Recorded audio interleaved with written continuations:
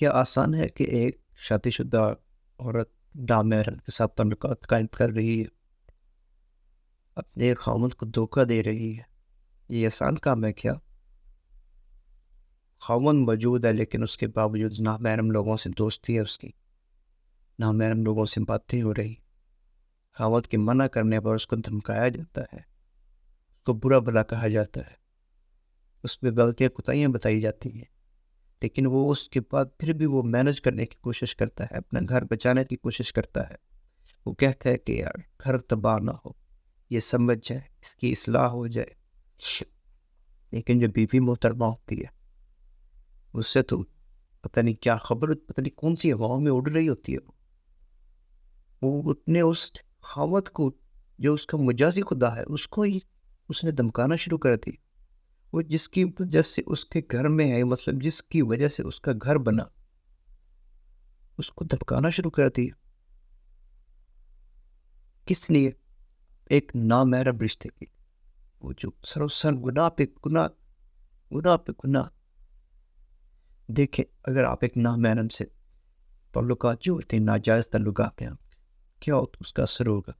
اس کا اثر ہوگا آپ خود پریشان، لوگوں کی نظروں سے پریشان، خامد کی پریشان، آپ کے بچے پریشان، گناہ آپ کی سر پہ۔ جناب کیا ہو رہا ہے؟ جناب عورت جا رہی ہے، جناب میں بازار جا رہی ہوں فلاں جانے، لیکن بعد میں پتہ چلتا ہے وہ تو اپنے کسی دوست سے ملنے گئی، لیکن خاوند پھر بھی برداشت کرتا ہے، سمجھانے کی کوشش کرتا ہے، لیکن بیوی کے سر پہ تو کچھ اور ہی بھوت سوار ہوتا ہے۔ پھر کیا ہوتا ہے؟ جب معاملات بالکل خراب ہو جاتے ہیں، بگڑ جاتے ہیں، طلاق تک پہنچ جاتے ہیں، تو پھر یہ ہوتا ہے، بیوی کو طلاق دے دی جاتی ہے۔ جب طلاق دے دی جاتی ہے تو وہ کوشش کرتی ہے، جس نامحرم کے ساتھ وہ باتیں کرتی تھی، جس کے ساتھ گھومتی تھی، جس کے ساتھ باہر جاتی تھی، اس کے ساتھ کانٹیکٹ کرنے کی کوشش کرتی ہے۔ جب اس کے ساتھ کانٹیکٹ ہوتا ہے تو وہ تو تھا ہی ٹائم پاس کرنے والا، وہ کب آپ خیر خواہ، آپ کی عزت کا خیر خواہ وہ نہیں ہے۔ آپ کی عزت کا خیر خواہ تو وہ ہے جو آپ کو برداشت کر رہا تھا، آپ کو سمجھانے کی کوشش کر رہا تھا، آپ کی اصلاح کرنے کی کوشش کر رہا تھا، وہ آپ کا خیر خواہ تھا جو آپ نے گنوا دیا۔ اس کا دل آپ نے چھلنی چھلنی کر دیا، جلا دیا دل آپ کا اس نے۔ تو میں کہتا ہوں، یہ آپ کا جو آپ نے اپنے ہاتھوں سے گلا گھوٹا ہے، آپ کا گلا اپنے ہاتھوں سے گھٹ گیا ہے۔ اچھا، جو جب نامحرم تھا جس سے باتیں ہو رہی تھی، اس کو کال کی جاتی ہے کہ جناب میرے سائن نے، مطلب میرے شوہر جو تھا، پنجابی میں یوز کرتے ہیں ساتھ ساتھ، کیونکہ یہ بھی ہمارا کلچر ہے، لوگ پنجابی میں بھی کافی انٹرسٹنگ رکھتے ہیں، ان کو تو کئی لوگوں بیچاروں کو سمجھ بھی نہیں آتی، اس لیے ساتھ ساتھ وہ بھی اٹیچ ہوتی ہے۔ تو کیا ہوتا ہے جناب، وہ کال ملانے کی کوشش کرتی ہے، اسے کہا جاتا ہے کہ میرے شوہر نے، میرے بندے نے مجھے طلاق دے دی ہے، تو اب میں آپ سے نکاح کرنا ہے۔ تو لیکن وہ کیا کہتا ہے؟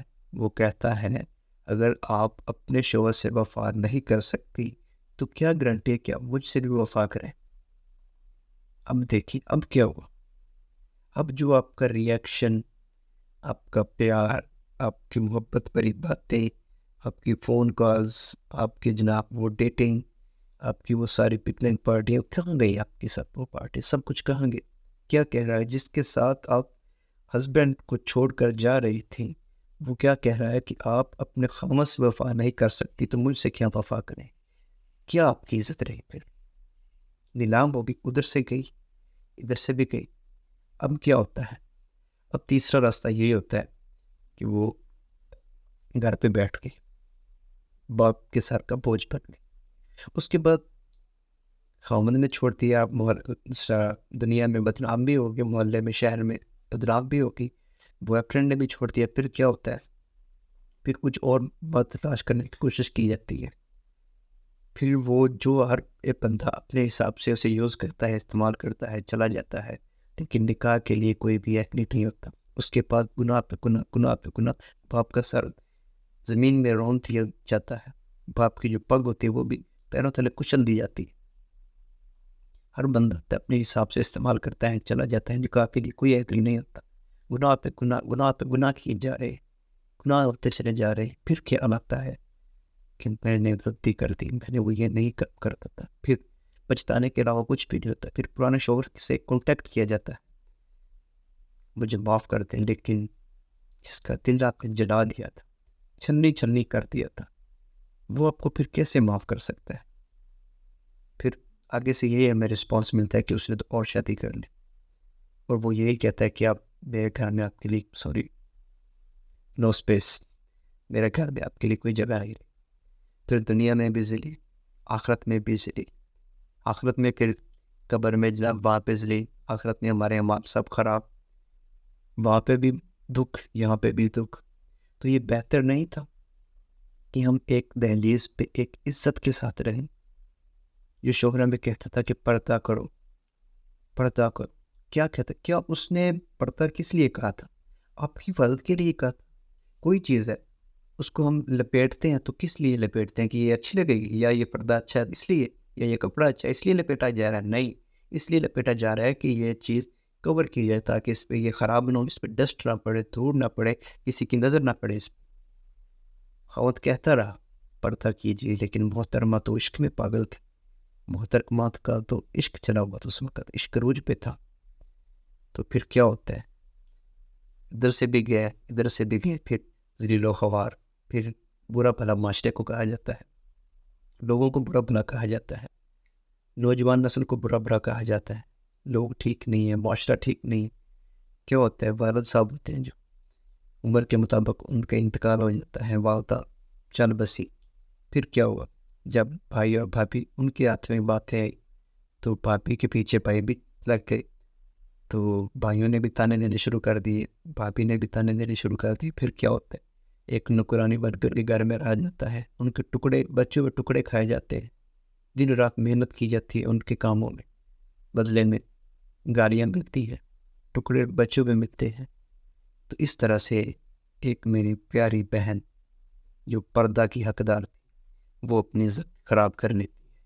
میری پیاری بہنوں، میں آپ کی عزت کرتا ہوں، دل سے عزت کرتا ہوں، آپ میری بہنیں ہیں، آپ کی عزت تو بہت عزت ہے آپ کی، آپ تو مستور ہیں، مطلب جو ایک کپڑے میں ڈھکی ہوئی چیز ہے آپ کی تو آواز کا بھی پردہ ہے، آپ کی جسم کا بھی پردہ ہے، آپ کی آنکھوں کا بھی پردہ ہے، لیکن آپ نے پردہ بھی عجیب طریقے سے بنا لیا ہے، آپ نے آنکھیں جناب کھلی ہوئے اوپر سے ایسے آپ کا پردہ ہے، تو پھر کیا پردہ ہوگا بھائی آپ کا؟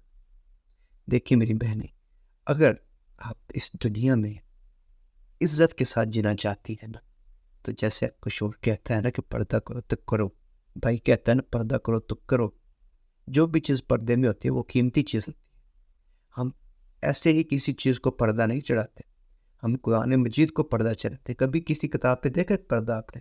کبھی نہیں دیکھا ہوگا، لیکن قرآن مجید پہ پردہ ہوتا ہے، غلاف ہوتا ہے۔ کیوں؟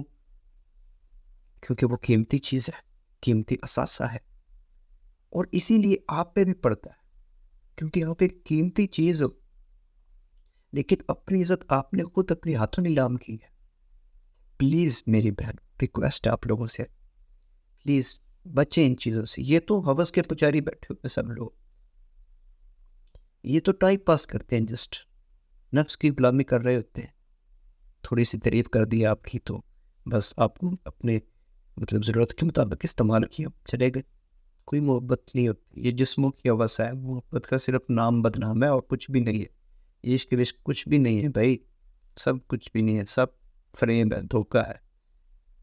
تو پلیز بچیں ان لوگوں سے، اور جو آپ کا مقام ہے نا، اپنے مقام پہ رہیں، عزت بھی ہوگی، شہرت بھی ہوگی، اور انشاءاللہ آخرت میں بھی آپ کی عزت ہوگی، تو وہاں پہ بھی آپ ذل و رسوائی سے بچیں گی، عذاب سے بچیں گی، اللہ تعالیٰ آپ سے راضی ہوگا۔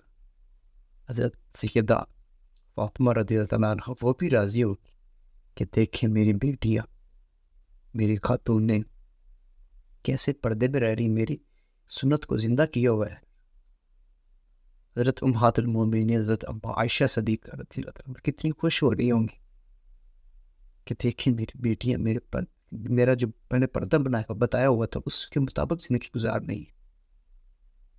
کیسی بات نہیں کہ ہماری پردے کی وجہ سے وہ خوش ہو، امام الانبیاء خوش ہو، لیکن اگر ہم جب پردہ اڑا دیتی ہیں نا تو پھر وہ خوش تو نہیں ہوگے نا، پھر ان کو تو پھر اچھا نہیں لگے گا نا۔ پلیز پردے میں رہیں، عزت میں رہیں، کنٹرول میں رہیں، ان لوگوں کے ہاتھوں میں نہ آئے، ان کی باتوں میں نہ آئے، اپنا ایک کریکٹر بنائیں، معیار بنائیں، اینڈ ایسے ہی ہر کسی سے باتیں نہ کیے. اگر آپ ایسے ہی ایسے ایرے گیرے لوگوں سے باتیں کرنے لگ جائیں گے نا تو آپ کی کوئی عزت نہیں رہے گی، آپ کا معیار ڈاؤن ہو جائے گا، گر جائے گا آپ کا معیار. تو اپنا ایک معیار پیدا کریں، بچائیں اپنے آپ کو، ایک عزت والی زندگی گزارنا سیکھیں. کل کو آپ نے اپنے بچوں کی تربیت بھی کرنی ہے، تو آج آپ اچھی زندگی گزاریں گے تو کل آپ اپنے بچوں کی اچھی تربیت کر سکیں گے.